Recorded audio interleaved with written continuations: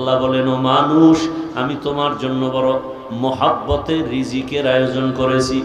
গর্তের হাজারো লাখ পিপিলিকার খানাও আমি দেই, নদীর মধ্যে হাজারো মাছের খানাও আমি আল্লাহ ব্যবস্থা করি, জঙ্গলের হাজারো প্রাণীর খানা আমি দেই। উড়ন্ত পাখি সকালবেলা বাসা থেকে বের হয়, সারাদিন ডানা মেলে উড়তে উড়তে সন্ধ্যাবেলা নিজের পেট ভরে বাচ্চার খানা নিয়ে বাসায় যায়। এ খানাও আল্লাহ দান করেন। আল্লাহ বলেন, পিপিলিকার খানাও আমি দেই, আমি আল্লাহ নদীর প্রাণীর খানাও দেই, জঙ্গলের প্রাণীর খানাও আমি দেই। তবে মানুষের খানা হলো পৃথিবীর মধ্যে শ্রেষ্ঠ পবিত্র খানা, সুস্বাদু খানা। মানুষের খানার মতো পিওর খানা আমি কাউকে দেই নাই। মানুষের খানা এত দামি, চলার পথ এত দামি, মানুষ রাস্তায় চলবে তাই না, ব্যবসার জন্য পানিতে চলার মতো রাস্তার আয়োজন করেছি। যেই লোহা পানির মধ্যে ছেড়ে দিলে নিচে চলে যাবে, মানুষ মেধা দিয়া সেই লোহা দিয়া জাহাজ বানায় পানির উপরে ভাসায় রাখে। ব্যবসার মাল নিয়ে এক প্রান্ত থেকে ভিন্ন দেশের ভিন্ন ভিন্ন প্রান্তে চলে যায়। আমি আল্লাহ সব মানুষের জন্য ব্যবস্থা করেছি। এমন খানা আমি দিলাম, কুকুরেও খানা খায়, পিপিলিকাও খায়, আর মানুষও খায়। মানুষের খানা বড় পিওর, বড় পবিত্র, এবং এগুলো সব আমি পরিচ্ছন্ন রাখছি, ময়লা যেন না লাগে। ও বান্দা, তুই খানা ভাত খাবি, আমি যে চাউল দিলাম কাবারে আটকায় দিছি, কাবারে থাকার পরে নাম হয় ধান, ওখান থেকে বের করো, প্রসেসিং করো, এরপরে খানা পাকাইয়া, পাকানোর জন্য তোমার আগুনের দরকার। আমি আল্লাহ জমিনের মধ্যে আগুনের ব্যবস্থা করেছি। তোমার এখন ভাত হয়ে গেছে, রুটি খাবা, গমের দরকার, সেটাও আমি আল্লাহ কাভার দিয়ে দিয়েছি, যাতে ময়লা গিয়ে তোমার ক্ষতি করতে না পারে। আল্লাহ এত সুন্দর খানার আয়োজন করেছি। ওই ভাত বা রুটি যদি খেতে চাও, এজন্য তোমার তরকারি লাগবে, লাগবে না? তরকারিও আমি ব্যবস্থা করেছি। তুমি কত ধরনের ভর্তা খাও বানাও, আবার সেই ভর্তা তরকারিতে মশলা লাগবে, আমি আল্লাহ সেই মশলার ব্যবস্থা করেছি। এলাচি তোর বাবায় বানায় না, আমি আল্লাহ এলাচির গাছ বানায় দিছি। আমি আল্লাহ দারুচিনির গাছ বানায় দিলাম। পেঁয়াজ, রসুন, হলুদ, মরিচ, এগুলো সব আমার থেকে। দুনিয়ার কোনো সরকার আলাদা ফ্যাক্টরিতে এগুলো তৈরি করে না, সব দিছি আমি আল্লাহ। গরতাওয়াক্কুল মিকুনিহার সবহ শাম মিরাসানাত রিজকে তু আজলা মাকাম জুজবা হাকচি জে মাখাজ ইনসুজা ফজলে উ আমস্তে দর জুমলা জাহা। বান্দা, তোমার সবজির দরকার, কত ধরনের সবজি তুমি খাইতে চাও খাও, সব ব্যবস্থা কে করেছেন? আল্লাহর নাম বলতে কষ্ট লাগে না? কি বলবেন? আল্লাহ না বইলে আর একটা বলেন কি? আপনারে ঘুমের থেকে জাগায় কে? আপনাকে কোন সরকার? ঘুমের মধ্যে তো মানুষ মরা। ঘরে চুরি হয়, কানের অলংকার নিয়ে যায়, কান ছিঁড়া যায়, টের পায় না, চোর যাওয়ার পরে টের পায়। কেমন মরা মরে ঘুমের ভিতরে। আল্লাহ যদি ওই ঘুমে এক ঘুমে শেষ ঘুম দিয়ে দেন, এরকম ঘুম কারো হয় না? হয় না? আল্লাহ বলে না, আমি তোরে মায়া করে আবার উঠায় দেই। আমি যদি তোকে সজাগ না করি, আর জীবনে তোর সজাগ হওয়ার কোনো উপায় নাই। আমি আল্লাহ তোমারে অনেক আদর করে সৃষ্টি করে খানার আয়োজন করেছি। তরকারি দিয়ে খানা খাও, তরকারি মজা লাগে না? কত খাওয়া যায় এক তরকারি? কি খাবি? গোশত, যা গোশত হালাল করে দিলাম। গরুর গোশত খাও, ভেড়া দুম্বার গোশত খাও, বকরির গোশত খাও, মুরগির গোশত খাও। এত কিছু দেওয়ার পরেও কি এ বেঈমান তোর শুকরের গোশত খাওয়া লাগবে? এত হালাল গোশত থাকতে তোর শুকরের পিছনে দৌড়াও কেন? এত হালাল খাদ্য থাকতে হারামের পেছনে দৌড়াও কেন? তোর জিহ্বাটা এত নষ্ট কেন? গোশত খাইতে মনে চায় না, এবার মাছ খাবি? কত হাজার ধরনের মাছ আমি সমুদ্রের মধ্যে রেখেছি, এখনো এমনও মাছ পানির মধ্যে আছে যার নাম পর্যন্ত জাতি এখনো জানে না। আল্লাহ তাআলা সব কিন্তু কাবারে আটকায় রাখছেন। মাছ খাবা, কাবার খুইলা খাও। মাছের উপরে কাবার আছে না নাই? সবজি খাও, কাবার খুইলা খাও। বান্দা তুমি গোশত খাবা, তাও চামড়ার কাবারে দেওয়া। এইবার একটাই আমার জিহ্বায় মনে চায় চামড়াও খামু। আল্লাহ কয় চামড়া যেহেতু খাবি, পশমের কাবার লাগাই দিছি যাতে চামড়া নষ্ট না হয়। এরে বান্দা সব রেডি, খানার দস্তরখানে সবজি, ভর্তা, মাছ, তরকারি, গোশত রেডি, কিন্তু মনে চায় না। কেন? বলে রুচি নাই। ডাক্তারের কাছে যায় বান্দা রুচির ঔষধ নেওয়ার জন্য। আল্লাহ কয় রুচির ঔষধ আমি আল্লাহ দিছি। 2টা কাঁচামরিচ নাও, একটা শসা, 2টা টমাটো নাও, নিয়ে এটারে কেটে কেটে সালাদ বানাইয়া দেখ। গোশত, তরকারি, মাছ দিয়া যা টানবি, একটু সালাদ দিয়ে দেখবি জায়গা 3 প্লেট নাই।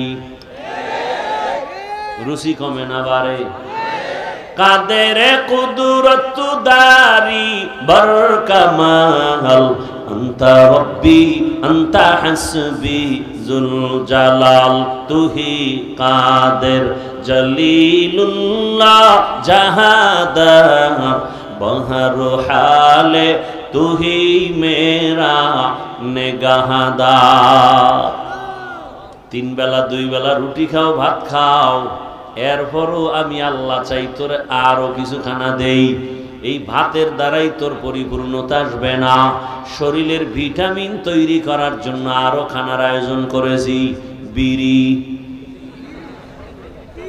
মদ, গাঞ্জা।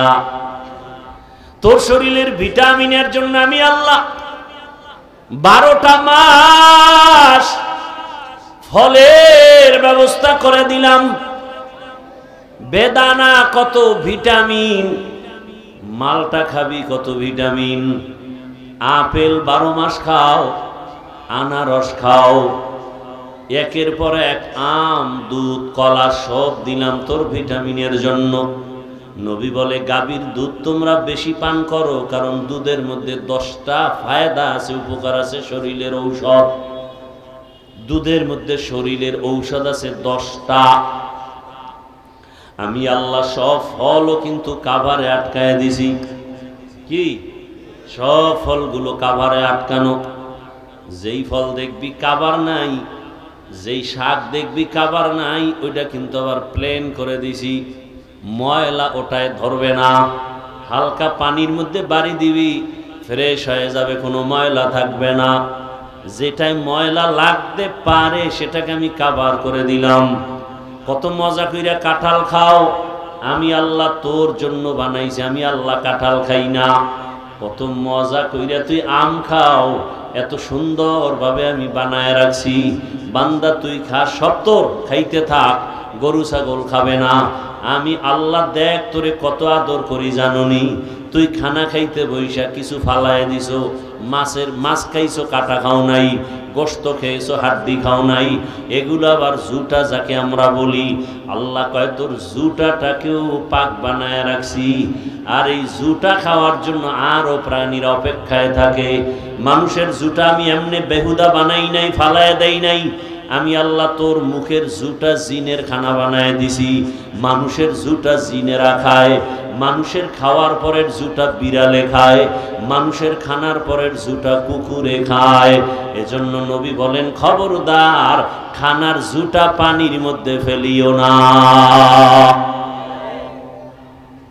আজকে একটা সুন্নতের ওয়াজ নিয়ে যান যে জুটা পানিতে ফেলবো না। এই একটা সুন্নতের আমল করেন যে খানা খাওয়ার পরের জুটা কিন্তু পাক। আমাদের খানার পরের জুটা, যেমন একটা গ্লাসে পানি নিলেন বা একটা বোতলে অর্ধেক পানি আপনি পান করলেন, বাকিটা আপনার মুখ মিশ্রিত পানি। তো আপনার ঠোঁট লাগছে না? পানি নাপাক না পাক? মানুষের জুতা পাক, এটা মানুষের সম্মানের কারণে আল্লাহ দিছেন। এই জুতা অন্যের খোরাক, এজন্য বিশেষ করে যেগুলো আমরা গ্রহণ করি না, এটা অন্যদের খানা। বিড়াল কুকুর আমাদের জুতা খায়। অতএব আজকে থেকে এই সুন্নতটা আমল করার নিয়ত করি যে জুতা আর পানিতে ফেলবো। কি নিয়ত করা যায় না? একেবারে কাজের লোকেরও বলে দিবেন, ঘরের সবাইকে বলে দিবেন, পারলে বিড়াল আইনা খাওয়া দিবেন, না হয় বাহিরে কুকুরকে, কাজের লোকেরে বলবেন কুকুরকে দিয়ে দাও। আল্লাহ বুঝার তৌফিক দান করেন। তাহলে আল্লাহ আমাদের কতটা আদর করেছেন। আল্লাহ বলেন তোমার জন্য কত ধরনের খানার আয়োজন করেছি, আমি আল্লাহ সব চাওয়ার আগে দিয়েছি। দুনিয়াতে তুমি যখন আসবে, আসার পরেই তুমি দুনিয়ার কোনো খানা খেতে পারবা না। আমি আল্লাহ, তোমার মা বাবায় বলে না হে আল্লাহ আমার সন্তানটা আসার আগে খানার ব্যবস্থা করে দাও। আমি আল্লাহ নিজে দয়া করে তোমার মায়ের কাছে খানার আয়োজন করে রেখেছি। দুনিয়ার মানুষ ফ্লাক্স বানায়, ফ্লাক্সের মধ্যে গরম পানি, গরম দুধ, গরম চা রাখে।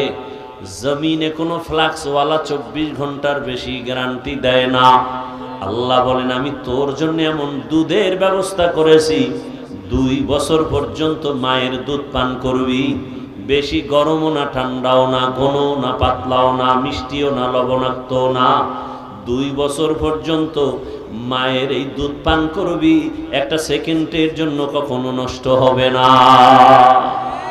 গরতাওয়াক্কুল মিকুনিহার সবহ শাম মিরাসানাত রিজকে তু আজলা মাকাম জুজ ইবাদত নিস্তে মাকসুদ আজ জাহা ফজলে উআ মস্তে দর জুমলা জাহা।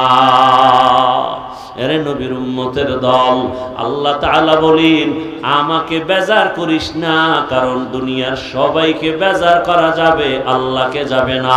কারণ দুনিয়ার মানুষ আমার এত উপকার করে নাই যে উপকার আমার আল্লাহ করেছে।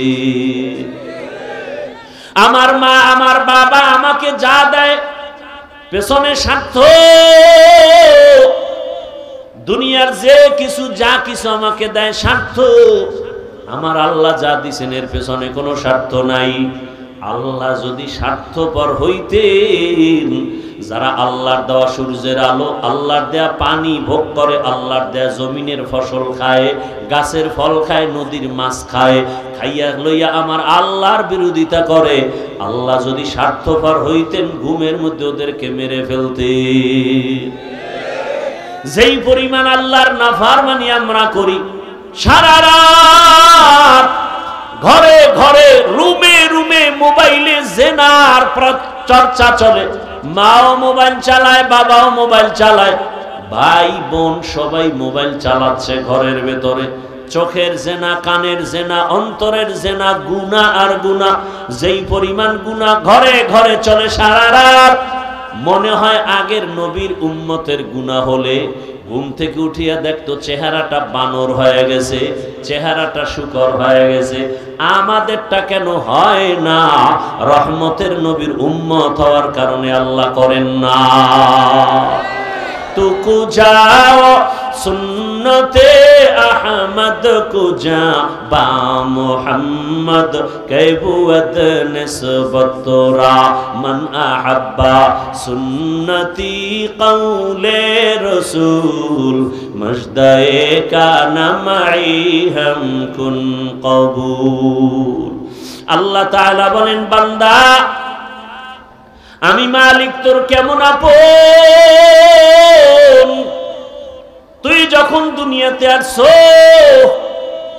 আমি আপনি যখন দুনিয়াতে আসছিলাম, আসার পরেই কিন্তু আমরা দাঁড়াতে পারি নাই, হাঁটতে পারি নাই। পারছি? পারি নাই। কথাও বলতে পারি নাই। আপনার আমার পুঁজি ছিল শুধু কি কি পুঁজি? কান্নার আওয়াজ। আব্বুকে আব্বু বলে ডাকবো দূরের কথা, আব্বুরে চিনিই না, আম্মুকে চিনিই না। শুধু একটাই পুঁজি, কান্নার আওয়াজ। এক পুঁজি দিয়া আমার সব আশা পূরণ করেছেন আমার আল্লাহ। আর আমার এই কান্নার পুঁজি দিয়া আমি কখন কি চাই, আমার এই কান্নার চাওয়াটা দুনিয়ার কেউ বুঝে না, একমাত্র আমার আম্মা বুঝতেন। আল্লাহকে চিনো? আমার আল্লাহ কেমন? আমার কান্না দিয়া পেটে ক্ষুধা লাগছে কেউ বুঝে না, মা পাগলনির মতো হয়ে গেলেন খানা দেওয়ার জন্য রেডি। মা খানা বন্ধ করে, পাক শাক বন্ধ করে, আমার বাবু কান্না করে খানা দিতে হবে। খানার পরে এইবার মা একটু পেরেশান মুক্ত, কিছুক্ষণ পরে আবার কান্না করেছি। এইবার কান্না দিয়ে কি চাইতেছি, আমার আব্বা কয় বাচ্চা কেন কাঁদে, বোধহয় ক্ষুধা লাগছে খানা দাও। আম্মা বলতেছে না, 5 মিনিট আগে খানা দিয়েছি।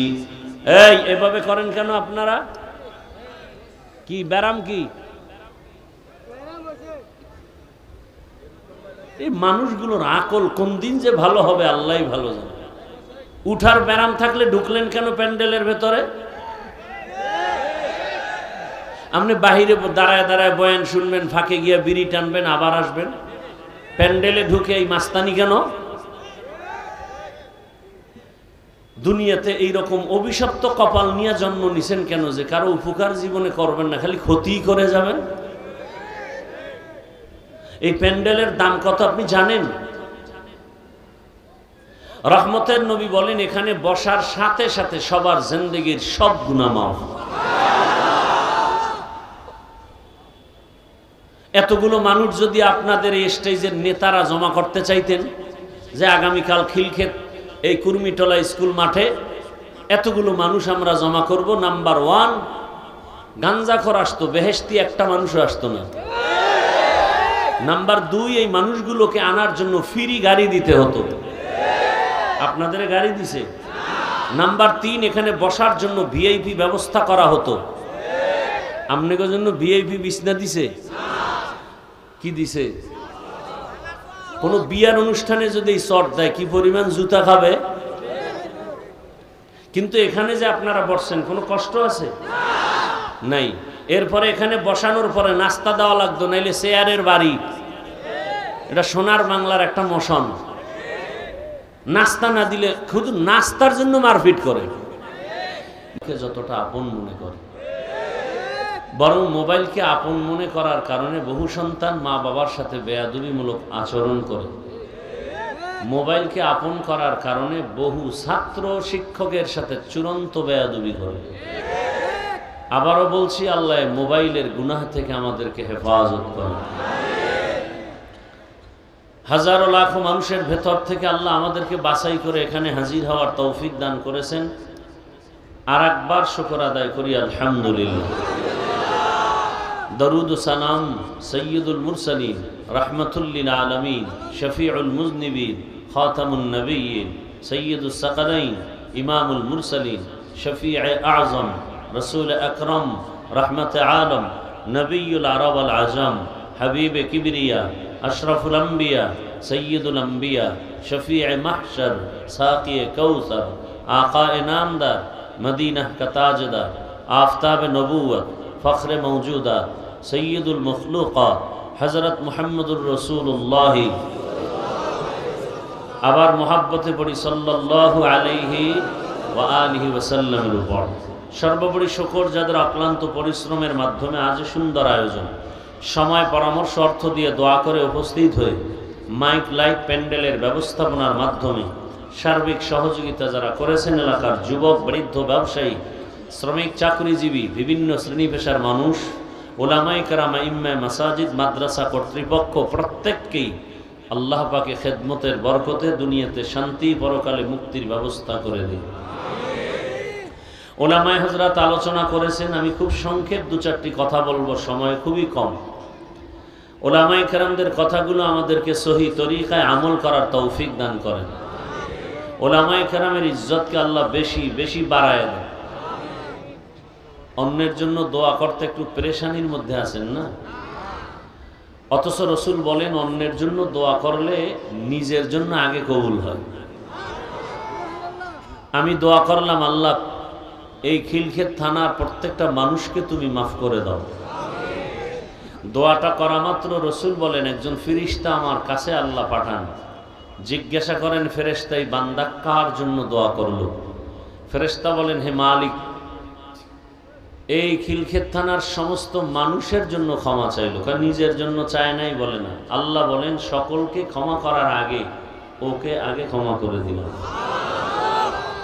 তাহলে এই মূলনীতিটা মনে রাখবেন, অন্যের জন্য দোয়া করলে নিজের জন্য আগে কবুল হয়। অতএব আমরা অন্যের দোয়া করতে যেন কৃপণতা না করি। আর ওলামায়ে কেরামদের জন্য একটু বেশি দোয়া করবেন। কেন? কিয়ামত পর্যন্ত আর আমরা রসুল পাবো না, নবী আসবেন না আমাদেরকে বয়ান করতে, সাহাবায়ে কেরাম আসবেন না, আইম্মায়ে কেরাম আসবেন না, বড় বড় আউলিয়ায়ে কেরাম যারা চলে গেছেন তারাও আসবেন না।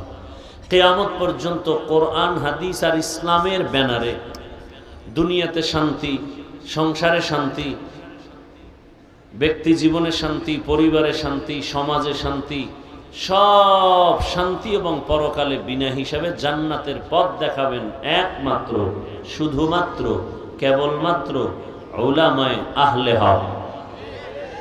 উলামায়ে কেরাম সারায় জমিনে কেউ কাউকে শান্তির পথ দেখাবে না, কারণ নিজে শান্তিতে থাকলে না অন্যকে শান্তির পথ দেখাবে। নিজে তো শান্তিতে নাই, বাহিরের যন্ত্রণা, ভেতরের যন্ত্রণা। শান্তির একমাত্র ঠিকানার নাম ইসলাম। কিয়ামত পর্যন্ত যতদিনে জমিনে ইসলাম আসবে না ততদিন পর্যন্ত জমিনে চাপাবাজি চলবে, শান্তি কেউ দেখবে না। শান্তির ঠিকানার নাম ইসলাম। ইসলাম কি বলে? একজনকে দেখা হলেই মুমিন সালাম দাও। সালাম মানে কি? শান্তি। আমি দোয়া করলাম আসসালামু আলাইকুম, সেও আমার জন্য দোয়া করলো ওয়া আলাইকুম আসসালাম। দুই দিক থেকে শান্তির দোয়া চলে। ইসলাম কি বলে? ও বড়রা ছোটকে স্নেহর নজরে দেখো, ছোটরা বড়দেরকে শ্রদ্ধার নজরে দেখো। ইসলাম কি বলে? কাউকে গালি দেওয়া যাবে না, হিংসা করা যাবে না, কারো হক নষ্ট করা যাবে না। ইসলাম বলে কর্মচারী কাজ করবে, ঘাম ঝরার আগে বেতন দিয়ে দাও। ইসলাম বলে কারো উপরে জুলুম করা যাবে না। ইসলাম বলে কারো হক নষ্ট করা যাবে না, প্রতিবেশীর হক এটাও নষ্ট করা যাবে না। কোরআনের আয়াত। তো ইসলাম হলো পৃথিবীতে সহজ একটা ধর্ম এবং শান্তির ঠিকানা। আমরা অনেকে বুঝি না, এজন্য এটাকে অনেক বোঝা মনে করি। আল্লাহ আমাদের হেদায়েতের দৌলত দান করেন। আমি আয়াত পড়েছি, রসুলের একটি হাদিস পড়েছি, সংক্ষিপ্ত আকারে আয়াত ও হাদিসের আলোকেই দু চারটি কথা বলব।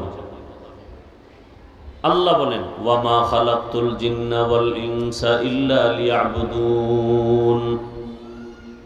আমি মানুষ ও জিনকে সৃষ্টি করি নাই, হ্যাঁ করেছি একমাত্র ইবাদতের জন্য। কিসের জন্য? ইবাদতের জন্য। পিছনে যাও তো, পিছনে যাও, আরো পিছনে যাও, একেবারে পিছনে যাও। ওলামায়ে কেরামকে সামনে দাও, এই আলেম ওলামা সামনে আসেন, আসেন, যাও পিছনে।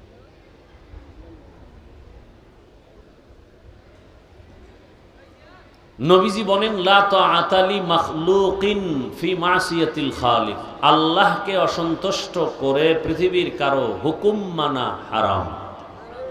আল্লাহকে বেজার করে, অসন্তুষ্ট করে পৃথিবীর কারো হুকুম মানা হারাম। এই হলো তরজমা। এখন ব্যাখ্যা কি হবে?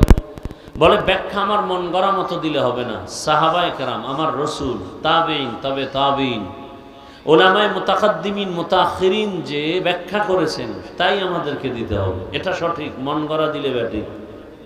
তাহলে হাদিসের তরজমা কি? আল্লাহ ব্যতীত আর কাউকে খুশি করা যাবে না, আল্লাহ বেজার হবে মতো করে কাউকে খুশি করা। এটা হলো তরজমা। ব্যাখ্যা কি? ব্যাখ্যা হলো আল্লাহকে অসন্তুষ্ট করে কোনো পীরের হুকুম মানা যাবে না।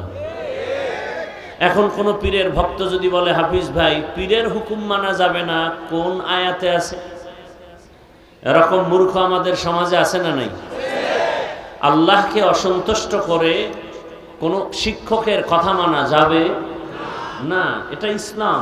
আল্লাহকে অসন্তুষ্ট করে কোনো নেতা, কোনো নেত্রী, কোনো ব্যক্তির কথা মানা যাবে। এক কথায় জবাব, পৃথিবীর সবাইকে অসন্তুষ্ট করা যাবে, আল্লাহকে অসন্তুষ্ট করা যাবে। আচ্ছা, আল্লাহকে অসন্তুষ্ট করব না কেন? বারবার নিষেধাজ্ঞা আসে কেন? বলে পৃথিবীতে আপনার আমার জন্য আল্লাহর মতো আপন কেউ নেই।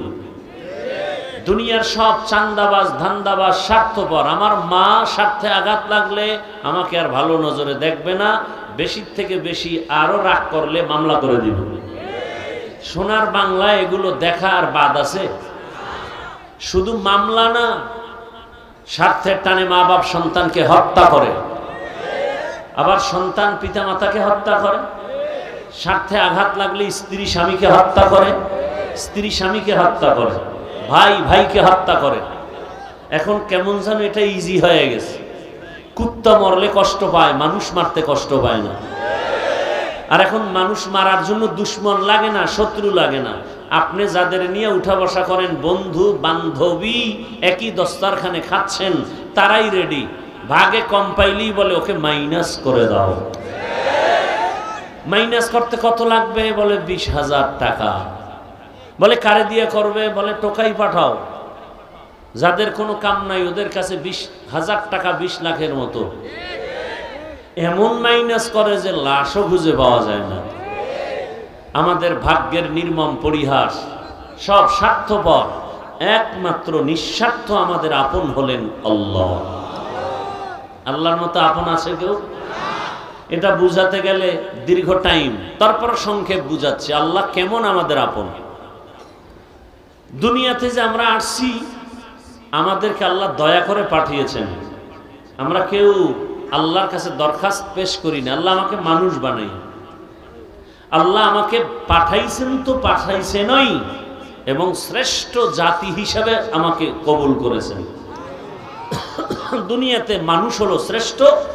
মানুষের ভেতরে যারা ঈমানওয়ালা তারা শ্রেষ্ঠ, ঈমানওয়ালাদের ভেতরে যারা আমলওয়ালা তারা শ্রেষ্ঠ, ঈমান আমলওয়ালাদের মধ্যে যারা তাকওয়াওয়ালা তারা চূড়ান্ত শ্রেষ্ঠ।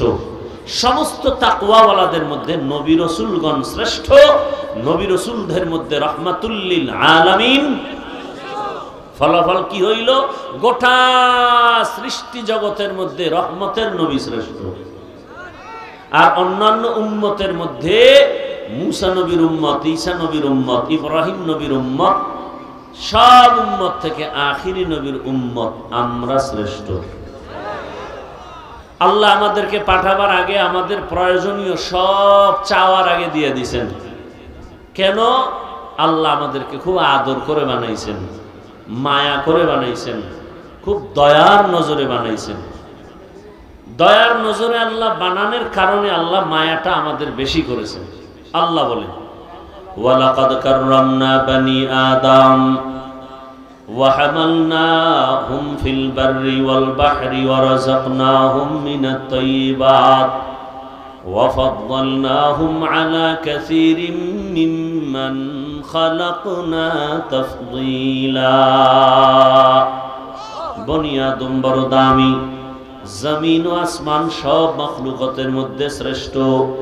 আমি আল্লাহ বনি আদমের জন্য চলার মতো রাস্তা বানাইলাম। সাপ চলতেও রাস্তা লাগে, একটা কুকুর রাস্তায় চলে, একটা বাঘ চলে, তার রাস্তা নির্দিষ্ট করা, একটা পিপিলিকেও চলার জন্য তার রাস্তা আছে। তবে মানুষের জন্য রাস্তা হলো পিওর এবং রাজপথ। মানুষের জন্য বড় দামি রাস্তা আল্লাহ বানায় দিলেন। দুনিয়ার সব প্রাণীর খানাও আল্লাহ দিছেন,